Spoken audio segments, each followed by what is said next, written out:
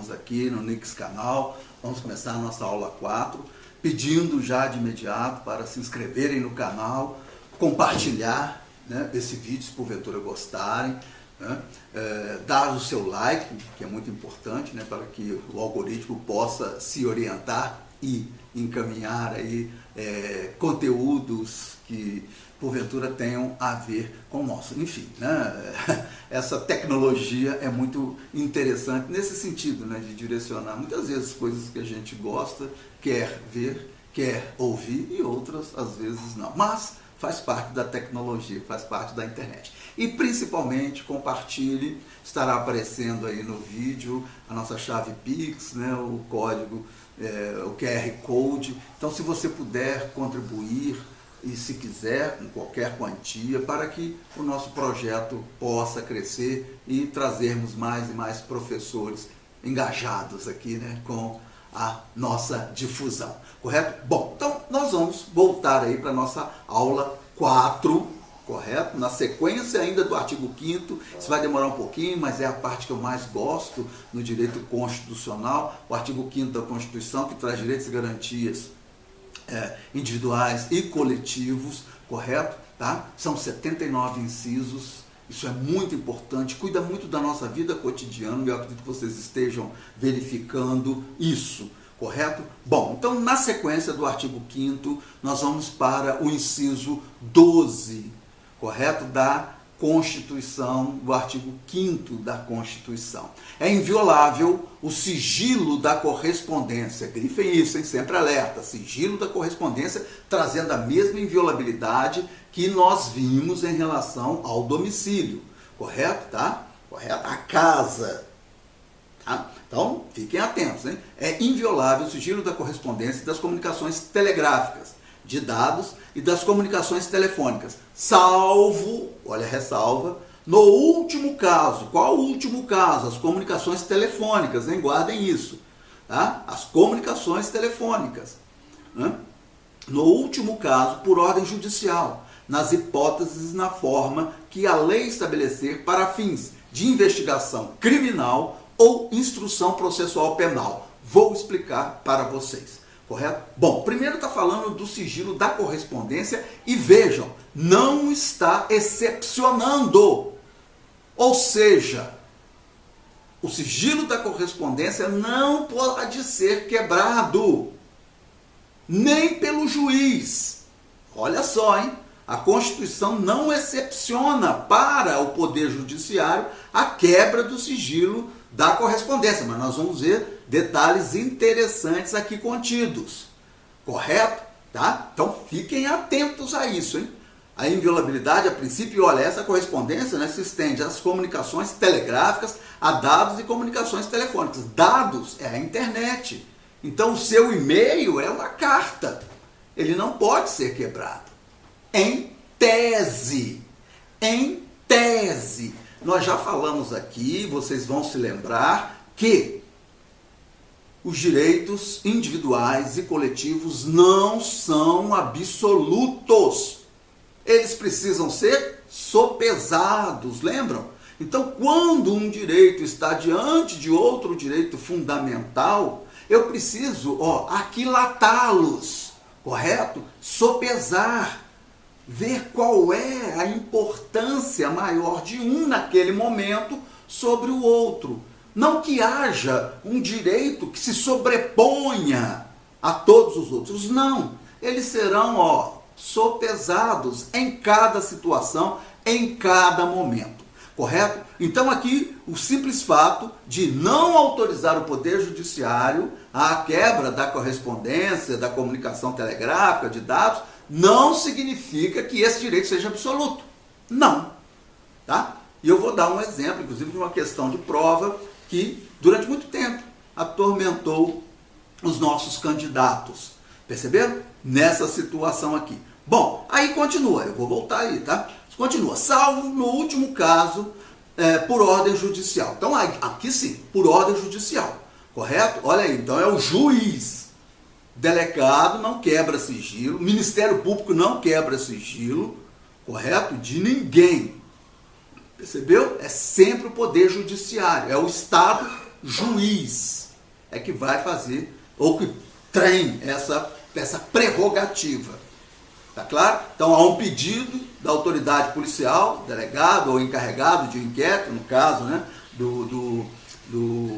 da justiça militar, do direito penal militar, do direito processual penal militar, é o encarregado que pede. Sempre pedirão para o juiz.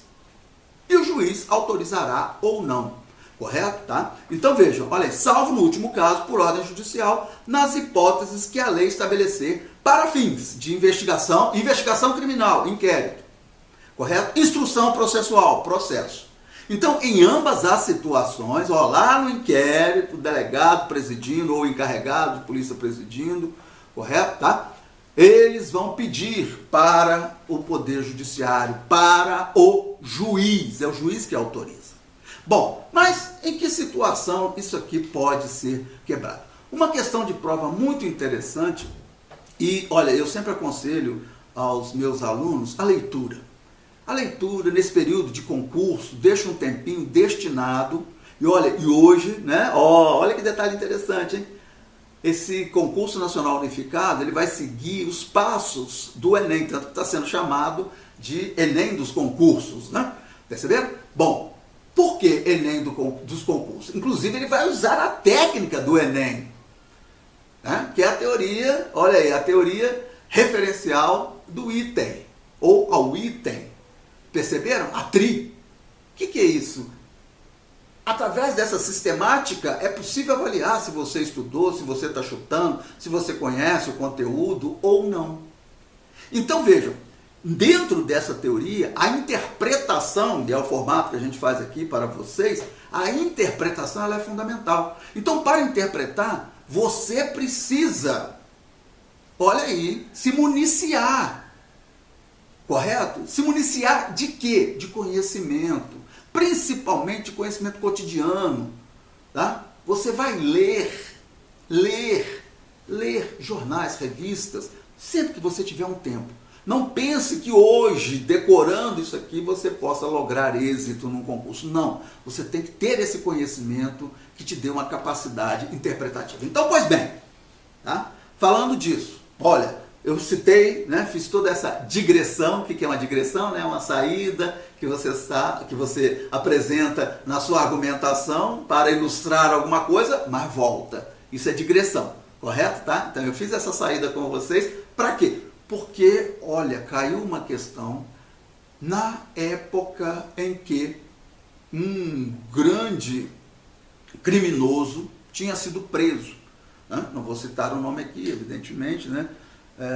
Para salvaguardar privacidade, né? Nós vimos ainda há pouco aqui. Mas ele havia sido preso. E, lógico, naquela época estava no noticiário. E caiu uma questão na prova envolvendo a situação dessa pessoa que havia sido presa. Tá? Bom, que situação foi essa? Olha só. A questão da prova era: um diretor de estabelecimento prisional determinou a abertura da correspondência em virtude, esqueci desse detalhe, em virtude da periculosidade de um preso, determinou a abertura de sua correspondência. A medida, à luz do direito constitucional, é legal ou ilegal? Ficaríamos quedados a pensar que seria ilegal, diante do que lemos aqui e que falei, que não há uma exceção. Não há uma exceção. Percebeu? Não colocada no plano constitucional. Mas aí a gente precisa fazer a ponderação. A Constituição é um todo orgânico. Percebe? Tá? Então, uma coisa está calcada. O que é calcar? Estar em cima da outra. E vai fazendo um todo, um prédio, uma edificação. Isso é a Constituição. Então aqui nós temos o princípio da inviolabilidade. Como tínhamos também o princípio da inviolabilidade do domicílio. Ora, o princípio da inviolabilidade no domicílio pode ser quebrado diante de um flagrante delito. Aqui também, no caso da correspondência, e olha, dada a periculosidade correto? O que caracteriza periculosidade? Periculosidade é a potencial possibilidade de atingimento dos interesses da sociedade. Então veja, já estamos diante de um direito privado e um direito coletivo. Né? Um interesse privado, um interesse público. Ao sopesamento, neste caso, quem que pesaria mais? Evidentemente que o interesse público. Percebe? E olha, ele estaria podendo cometer crime se valendo de um direito constitucional. Percebe? Então, a possibilidade, diante da periculosidade que protege a sociedade, autorizaria e autoriza sim, diante uma fundamentação robusta da direção desse estabelecimento prisional, de quebrar essa inviolabilidade. Perceberam? Tá? Então, muito cuidado com isso. Essa questão pode voltar, é uma questão matreira, correto? Tá? Mas muito elucidativa, nos permite apresentar para vocês elementos outros do direito constitucional. Correto? Tá? Então, fiquem atentos aí a este inciso 12 da Constituição. Inciso 13 vai dizer o seguinte: é livre o exercício de qualquer trabalho, ofício ou profissão.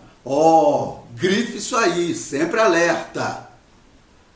Atendidas as qualificações profissionais que a lei estabelecer. Bom, a Constituição está dizendo prioritariamente que toda forma de trabalho, tá? Todo ofício, toda profissão é legal. A princípio é o que ela diz. Então faça você, sempre dentro do princípio da legalidade, tá? Eu só sou obrigado a fazer ou deixar de fazer alguma coisa em virtude de lei. Aqui não é diferente. E aqui aparece isso e nos possibilita esclarecer um elemento muito interessante na nossa vida cotidiana que as pessoas às vezes confundem. Correto? Tá? Então, a figura do profissional liberal. Tá? Estrito sensu, dentro do que o direito traz. O que é estrito sensu? É um conceito mais restrito. Aqui no caso restrito porque a lei é que vai dizer o que é profissional liberal. Então não é o que eu penso. O representante comercial é um profissional liberal? Não. Não. Ele pode ser um autônomo, mas ele não é um profissional liberal. O profissional liberal, olha, está aqui no finalzinho do inciso, né? Então eu posso exercer trabalho, ofício, profissão. A profissão, atendidas as qualificações profissionais que a lei estabelecer. A lei me libera a partir do momento que eu cumpro determinados requisitos que a legislação estabelece. Então, por exemplo, para ser bacharel em direito, para ser advogado, eu preciso seguir alguns ditames legais. Para ser médico, para ser engenheiro, percebeu? Para ser educador físico, qualquer profissão de nível superior pede que eu passe por uma instituição de ensino superior. Isso é a lei determinando, trazendo a grade curricular, percebeu? Então, olha só, se eu completo todo esse ciclo, todo esse procedimento, correto? Essas exigências, então eu sou liberado pela lei. Eu sou um profissional liberal, liberado pela lei para o exercício daquela atividade. Eu não posso acordar, acordei com uma vontade de ser médico, vou clinicar. Não. Agora eu posso acordar e falar, não, eu quero ser eletricista. Posso até tomar um choquinho aqui, outro ali, mas posso. Perceberam a diferença? Tá? Então, muito cuidado com isso, hein? Toda forma de trabalho, ela está autorizada, todo ofício, e a profissão, ela está condicionada, dependendo da profissão, a um ditame legal, a uma liberação legal, daí profissional liberal. Correto? Tá? Então, esse é o nosso amigo inciso 13. Inciso 14 vai dizer que é assegurado a todos o acesso à informação e resguardado o sigilo da fonte, olha aí, quando necessário ao exercício profissional. É fato, direito à informação, hoje nós temos aí a Lei Geral de Proteção de Dados, a LGPD, correto? Tá certo? Então tá aí, tá aqui a origem dela. É o nosso acesso, é assegurado a todos nós o acesso à informação. Percebe? Lógico, nós temos informações particulares, informações coletivas e informações gerais.